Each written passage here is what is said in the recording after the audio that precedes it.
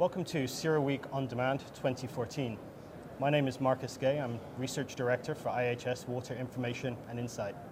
Today I'm joined by Todd Asmuth, CEO of AquaMost, an oilfield service provider offering chemical-free bacterial treatment. Todd, thank you for joining us today at CERAWeek. Good morning, Marcus. Thank you for having us. How are you enjoying CERAWeek so far?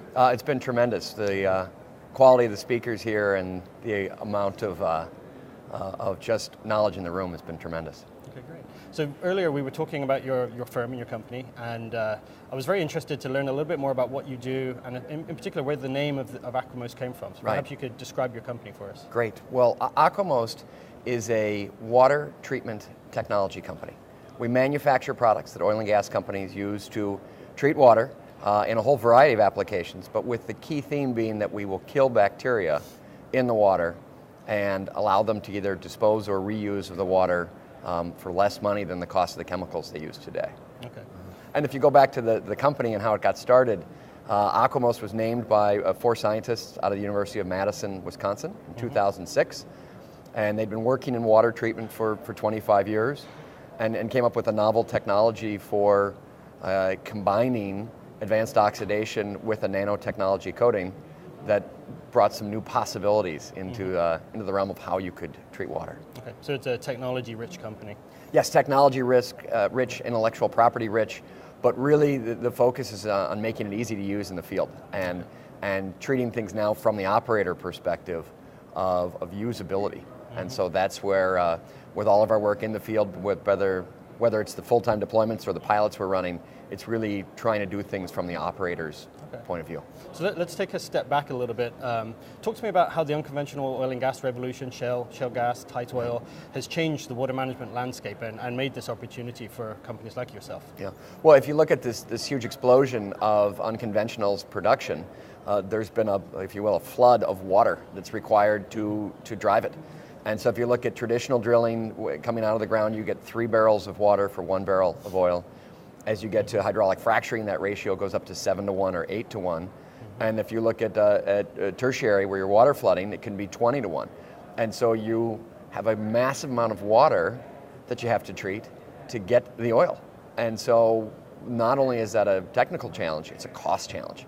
And so what we're focused on is a technology that can help people either reuse that water or dispose of it to save money and do the job better, as well as in a manner that's very environmentally friendly and meets their EHS needs. Okay, and you just talked about a lot of the water that we see in unconventional oil and gas. Right. There's a water management value chain essentially with where water is touched at many different stages in the life cycle of a well. Yeah. Where does your technology fit throughout that life cycle? Yeah, there are multiple places that we're being used today. We start out as a lead application at disposal wells, at being the last step in the chain and killing bacteria instead of chemicals before disposal. We've moved into fixed plant recycling, doing that same thing, but now we're starting to work with people on source water, flowback produced, water flooding, because there's so many points where water is part of the oil and gas, either in production or in recovery.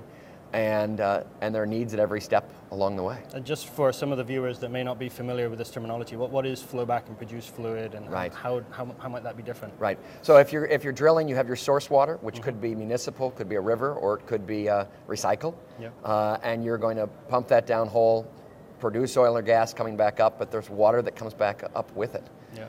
And there's an initial period of 2 weeks to 2 months that's called the flowback period, where you get a lot of water.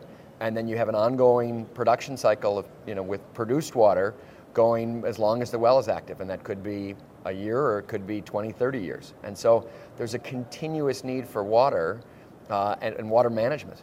And as you look at the unconventionals, a lot of people have, we're here at, we're a pioneer at CERAWeek, but the pioneers have gone out there and found all of it. Now the manufacturers are moving in and figuring out how to do it more efficiently.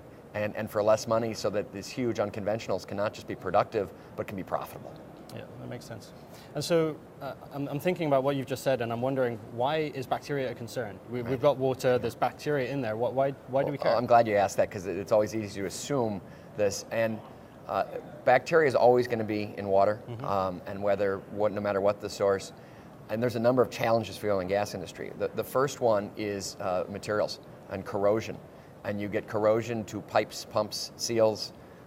You can even get pipes blocked up because of the bacteria interacting and either forming acid products or forming scale products.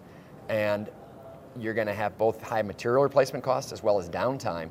The even bigger problem is if you pump bacteria down a production well, you can sour the well. Yeah. And so you can have an asset impairment that's either very difficult to fix or you've lost a lot of the value of your well on potentially a 20-year basis. And so killing the bacteria is a critical step to avoiding all those problems. Now, there's a lot of ways of doing it today. Most of them are chemical driven. And what we are is a chemical-free system that allows you to produce the reaction you need on site to kill the bacteria with only electricity as a feedstock. And so in a lot of ways, it's a logistics play. And so you, instead of making a chemical, shipping it to the site, then metering it in, you're generating the reaction in a decentralized way just where you need it. Okay. And in some of the research that we've done at IHS, we've looked at the costs of water management, and we see that logistics really is one of the key drivers for oilfield water management solutions. Right. So how does your solution favor economically in this landscape? And is it taking trucks off the road, for example? That's one of the big questions that operators ask us. Well, there's, one of the challenges with the water management treatment train, the cost is there are so many costs and you have to add them together to understand a value. So we try to make it really simple, and that we will cost less than the chemicals by themselves, much less the problems they cause or the value of the trucks coming off the road and the things that are harder to calculate. But just that starting value proposition, we're less costly than the chemicals, we're more effective, and then you also have benefits to materials and all the things you're preventing, plus the EHS benefit of you're reducing your chemical footprint on site and your safety requirements. And so that's, with the energy and production companies we're working with, they start with the cost, and that gets you in, and then the EHS value keeps you going. The value add. It's the value add. The best thing is if the operators like it and they think it's easier to use, then you're going to be able to scale and do more locations. Okay. And so looking to the future, you've talked about a couple of the different project sites that you're working at. Right. Maybe you can educate us on what are the permanent infrastructure or the actual customers you're working with right now, or the projects you're working on right now, and where do you see yourself going next? Right. Well, the permanent deployments we have today are either disposal wells or fixed plant recycling facilities.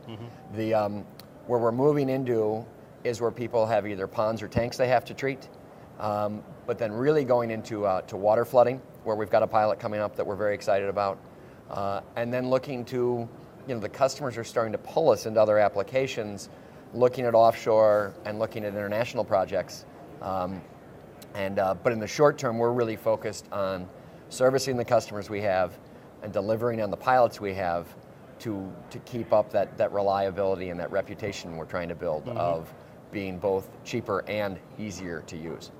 Okay. Todd, is there anything we haven't touched upon today that's unique to your business model and that differentiates you from maybe others working in this landscape? Well, there's a lot of good companies working in water management, and water is such a challenge for the energy and production companies because it's a big knot. There's so many problems and uniqueness to different sites and treatment trains. So we focus in on just the bacteria portion to start, because it's easier to slice off that portion. And most of our competition is chemicals, and so it's simple to prove the value proposition.